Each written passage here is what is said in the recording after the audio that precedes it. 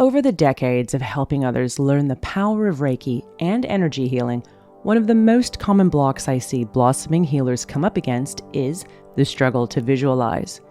I wanted to share a recent piece of advice I gave a student, as it doesn't just apply to visualization. The insights I gave apply to all healing blocks. In fact, they're actually applicable to all of life. So here we go. As you would already know as one of my blog followers, the words we use and the sensations we focus on are so very important. The simple fact that you are seeing anything as a block won't help that loving energy blossom within you. Why? Because you're focusing on the hurdle and not on the intention. If you're coming across any sort of healing block, whether it be visualization or something else, that's okay. You weren't developed into the wonderful, beautiful soul that you are in a moment. It took time. It took practice. You made mistakes. You had to learn. You had to do a little more practice and so on. All of that culminated into where you are right now. Thus, the same will happen for your spiritual journey.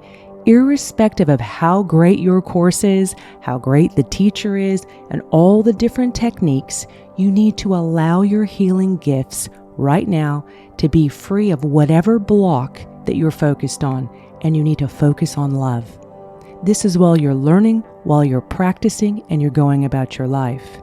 Now, this doesn't mean you shouldn't try and practice whatever it is that you're having a block with. You should still try and practice it, because if you can nurture whatever the thing is that's creating a block, it would be a great asset to your healing abilities. But the trick is to not get hung up on the challenge if you aren't able to do it fully or at all. Let me share with you a little analogy. Do you remember when you first learned to ride a bike or do some other sport?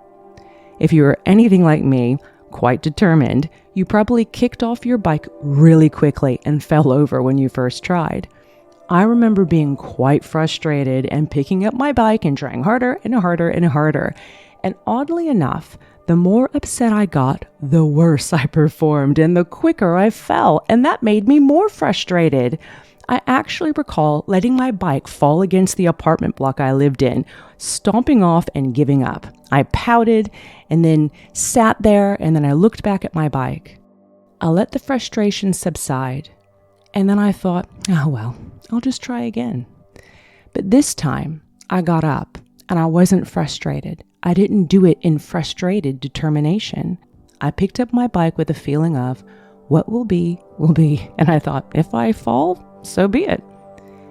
Then when I got back on my bike, I treated it and myself with more patience and respect. And lo and behold, I went further down the sidewalk than ever before. Now, I shared this little analogy because if you follow my blog, you know I love analogies. But because you're most likely doing something substantially more advanced than learning to ride a bike here, the premise is the same. The more frustrated you allow yourself to be, the larger the block becomes.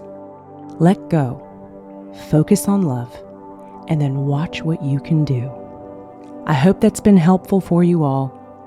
Big love to you.